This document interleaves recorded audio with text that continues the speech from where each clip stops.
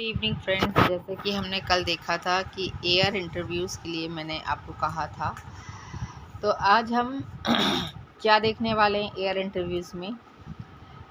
जो मैंने कल क्वेश्चंस बताए कि उनके आंसर्स आपको कैसे देने हैं। How to prepare your air interview.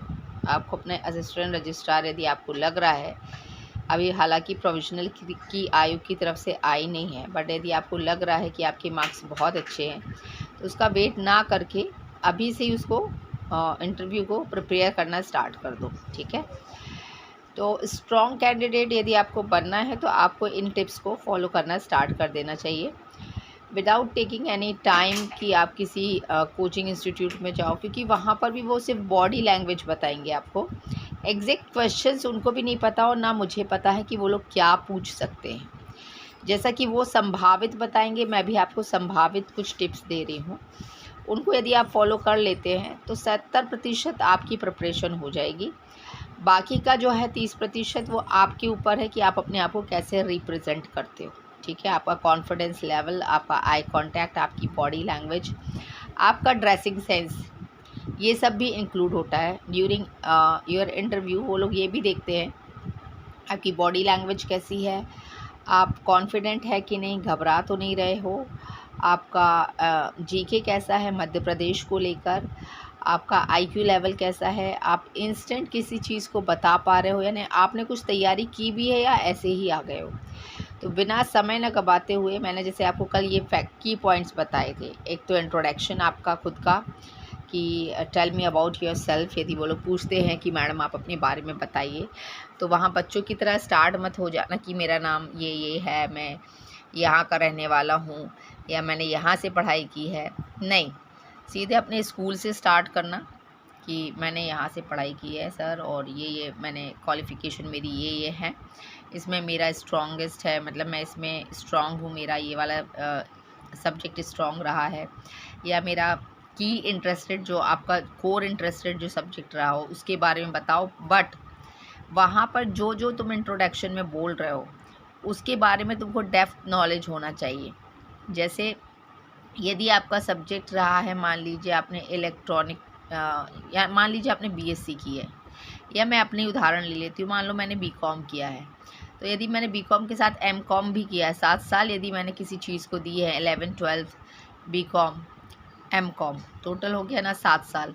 तो अब मुझे यदि वो लोग पूछ ले कि मैडम गुडविल क्या होगा, ये फिक्स एसेट्स क्या होंगी, ये लाइबिलिटीज़ क्या होती हैं, असेट्स क्या होते हैं, ठीक है, बैंक रिकन्सिलेशन बताइए, क्योंकि यदि मैं होती वहाँ तो वो मुझे स्टोर परचेज़ वाले जो एरिया है, स्टोर परचेज़ आपने पढ़ा है ना, वहाँ पे मध्य प्रदेश क्रय विक्रय भंडार अधिनियम पढ़ा है ना, उसके लिए मुझे सिलेक्ट करते, क्योंकि वो बीकॉम वाला, यदि वहाँ पे कोई बीकॉम वाला विद्यार्थी जाता है या एमकॉम वाला जाता है तो उसको हाईली रिकमेंड रहेगा कि वो परचेज़ स्टोर को संभाले। तो आपको आपके सब्जेक्ट का डेप्थ नॉलेज होना चाहिए, आप जहाँ से बिलोंग कर रहे हो, जिस डिस्ट्रिक्ट से बिलोंग कर रहे हो। एग्ज़ाम्पल के लिए मैं जबलपुर से हूँ, तो यदि उन्होंने पूछा कि आप अपने यहाँ, आप जबलपुर के बारे में कुछ बताइए, तो मुझे जबलपुर के बारे में यदि मैं बता रही हूँ, जैसे मैंने बोला 64 योगिनी है, ग्वारी घाट है, तिलवारा घाट है, भेड़ा घाट है, तो 64 योगिनी में भी यदि वो पूछ लें कि 64 योगिनी में क्या है, 64 योगिनी के बारे में बताइए, उसके बारे में आप थोड़ा मुझे ब्रीफ दीजिए, पता होना चाहिए। ठीक है, अपार्ट फ्रॉम दिस आपने अपनी हॉबी डिस्क्राइब की, उस हॉबी के बारे में भी आपको स्ट्रॉन्ग होना चाहिए कि यदि वो हॉबी से रिलेटेड भी कुछ पूछ रहे हैं, क्रॉस क्वेश्चनिंग कर रहे हैं, तो आपको उसको आंसर देते आना चाहिए। अब ये तो हो गई नॉर्मल चीज़ें, आपको क्या क्या तैयार करना है मैं लास्ट में बताऊंगी। अभी हम आ जाते हैं कि कितने टाइप के एआर होते हैं। तो मैंने एक अपने यहाँ के मध्य प्रदेश का ही 2018 का सिलेक्शन है, वो उन्होंने मुझे, मतलब मैंने उनका वीडियो देखा था, तो उन्होंने इसको डिस्क्राइब किया था कि कुल सचिव होता है किसी भी यूनिवर्सिटी में, फिर एक डेप्यूटी कुल सचिव होता है, उसके बाद होता है असिस्टेंट रजिस्ट्रार। ठीक है, ये 3 लोग होते हैं। ये किसके नीचे काम करते हैं, मतलब किसका कंट्रोल होता है इनके ऊपर, तो इनके ऊपर कुलपति का कंट्रोल होता है। ठीक है, इनकी अप्रूवल के बगैर ये लोग कुछ नहीं कर पाते हैं। तो उनका मैंने एक वीडियो देखा था जिसमें उन्होंने डिफ़ाइन किया था कि किसी भी विश्वविद्यालय में 5 से 6 एआर हो सकते हैं, असिस्टेंट रजिस्ट्रार हो सकते हैं। अब वो कौन कौन से होते हैं? तो पहला था कि एआर इस्टेब्लिशमेंट मतलब डिपार्टमेंट यदि कोई एआर देखता है तो उसके अंतर्गत क्या आएगा, यूनिवर्सिटी में जितने कर्मचारी काम कर रहे हैं, शिक्षक काम कर रहे हैं, संविदा पे यदि कोई काम कर रहा है तो उनके वेतन भत्ते, उनका अवकाश, उनका रिकॉर्ड देखना। ठीक है, तो ये कौन सा हो गया, इस्टेब्लिशमेंट डिपार्टमेंट। तो एक एआर क्या हो गया, एक एआर हो गया जो उसमें देखिएगा क्या, इस्टेब्लिशमेंट डिपार्टमेंट। ठीक है, इस एआर के नीचे कितने लोग रहेंगे, 20 से 30 क्लर्क का स्टाफ रहेगा, क्लैरिकल स्टाफ रहेगा इसके नीचे। ठीक है, तो एआर के नीचे कितने रहेंगे, 10 से 20 या 20 से 30 क्लैरिकल स्टाफ होगा।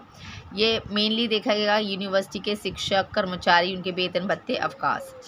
सेकेंड एआर जो रहेगा वो स्टोर परचेस रहेगा, यानी विश्वविद्यालय में क्या खरीदना है, फर्नीचर खरीदना है, बुक्स खरीदनी है, स्टेशनरी खरीदनी है, या जो भी विश्वविद्यालय में लग रहा है, तो एक स्टोर परचेस वाला एआर भी होगा। थर्ड वन होगा एआर डेवलपमेंट, जो यूनिवर्सिटी में भवन बनने हैं या कोई लाइब्रेरी का निर्माण होना है तो उस डिपार्टमेंट को के लिए एक अलग से असिस्टेंट रजिस्ट्रार होगा। तो ये 3 मैंने आपको बता दिए, एआर होगा establishment, AR store purchase, AR development. Next हम ले लेते हैं एआर एग्ज़ाम, जो मार्कशीट में सील लगती है, आप देखिएगा अपनी यूनिवर्सिटी सील में, वहाँ पे एक एआर एग्ज़ाम करके लिखा रहता है, उसकी सील लगती है, तो वो एग्ज़ाम कंडक्ट कराता है। वो एआर जो है वो एग्ज़ाम कंडक्ट कराएगा, सिलेबस देखेगा, बुक्स देखेगा, कोई नया कोर्स लॉन्च हो रहा है तो वो देखेगा। AR exam mainly exam conduct कराता है, मार्कशीट वगैरह में सील प्रॉपर लगी है कि नहीं, मार्कशीट्स वगैरह देखना। लास्ट वन होता है एआर एकेडमिक, जो पीएचडी हो रही है किसी विश्वविद्यालय में या कोई नया सिलेबस आ रहा है, परीक्षाएं हैं या ना कोई नया सब्जेक्ट ऐड ऑन हो रहा है, इन सब की जिम्मेदारी किसकी होती है, एआर एकेडमिक। तो यदि वो आपसे असिस्टेंट रजिस्ट्रार की पोस्ट के बारे में पूछें तो यदि आप ये 4-5 पॉइंट बता देंगे उनको तो वो लोगों को इम्प्रेशन पड़ेगा कि हाँ लड़के ने पढ़ा है, ठीक है, या लड़की ने पढ़ा है। तो मैंने आज आपको असिस्टेंट रजिस्ट्रार कितने टाइप के हो सकते हैं यूनिवर्सिटी में वो बता दिया है। अपार्ट फ्रॉम दिस आपको आज होमवर्क के तौर पे मैं बता दे रही हूँ करना क्या है। 2-4 शीट ले लो, एक शीट में अपने डिस्ट्रिक्ट के बारे में अच्छी अच्छी चीज़ें देख लो, पर्यटन है, बैकग्राउंड देख लो। दूसरा शीट ले लो जिसमें तुमने जितनी भी पढ़ाई की है उसके बारे में लिख लो, उस सब्जेक्ट के बारे में लिख लो और उसके बारे में बोलोगे वहाँ पे। यदि वो कुछ क्वेश्चन रेज करते हैं तो उस टॉपिक से किस टाइप के क्वेश्चंस बन सकते हैं, उसका आंसर क्या होगा ये देख लो। एक शीट हो गई आपकी खुद के ज़िले की, उसकी महत्वपूर्ण विशेषताएं। दूसरी शीट हो गई आपकी एजुकेशनल बैकग्राउंड, आपने कहाँ से पढ़ाई की है, कौन सी पढ़ाई की है। लास्ट वन एक और मैंने आपको बताया, तीसरा आप अपना तैयार कर लो कि आप एआर क्यों बनना चाहते हो, या आप में ऐसी कौन सी स्ट्रॉन्ग योग्यताएं हैं जिसके बलबूते पर हम आपको सिलेक्ट करें। तो अब आप अपने बारे में बता सकते हो, क्योंकि जैसे मैं बोलूं तो मैं तो यही बोलूँगी कि क्योंकि मेरा बीकॉम एमकॉम दोनों है और मैंने एमबीए भी किया है, तो as a store purchaser के लिए मैं बहुत अच्छे तरीके से उसको हैंडल कर पाऊँगी, क्योंकि मेरे पास प्रैक्टिकल नॉलेज भी है। कैसे डेबिट क्रेडिट देखना है, कितना आया कितना गया, रेवेन्यू कितना हो रहा है, प्रॉफिट एंड लॉस वगैरह, घाटा हो रहा है, लाभ हो रहा है, दुनिया भर का। तो ऐसे ही आपसे यदि पूछें कि आपको ही हम एआर के रूप में क्यों सिलेक्ट करें तो उसका आप जवाब दे पाओ। लास्ट वन, यदि आप जिस यूनिवर्सिटी से पढ़े हो, अच्छे से ध्यान से सुनना, जिस यूनिवर्सिटी से पढ़े हो वो कब बनी थी, उसके वर्तमान कुलपति कौन है, मध्य प्रदेश के जो यूनिवर्सिटीज़ होती है उसमें कुलाधिपति कौन होते हैं। These are the basic questions जो आपके उसमें आ सकते हैं। तो किसी भी कोचिंग ट्यूशन के भरोसे मत बैठो, फ्री में मैंने वीडियो डाल रखा है, उसको देखो, अपनी पेजेस बनाना स्टार्ट करो अभी से। यदि आपको लग रहा है कि आप कट ऑफ क्लियर कर लोगे तो अभी से पेजेस बनाओ, उस पर लिखो, अपनी पढ़ाई के बारे में लिखो, अपने पसंदीदा सब्जेक्ट के बारे में लिखो, अपने बारे में लिखो, अपने डिस्ट्रिक्ट के बारे में लिखो, अपने मध्य प्रदेश के बारे में लिखो, मध्य प्रदेश की राजनीति के बारे में आपको पता होना चाहिए सारी चीज़ें। आपके ज़िले से यदि कोई अच्छा राजनीतिक या कोई अच्छा व्यक्ति जो है वो हुआ है तो उसके बारे में आपको पूरी जानकारी होनी चाहिए। दीज आर दी की facts which you should must know, क्योंकि एक स्ट्रॉन्ग कैंडिडेट वही होता है जो अच्छे से प्रिपेयर कर जाता है। ठीक है, तो कोचिंग में भी जाओगे, फ़ीस भरोगे मोटी मोटी, वहाँ पर भी वो लोग यही बताने वाले हैं, कुछ अलग सा नहीं बताने वाले हैं। तो कीप इन टच और कमेंट ज़रूर करिएगा, और मे बी दिस वीक में आपकी प्रोविजनल की आने के पूरे पूरे आसार हैं।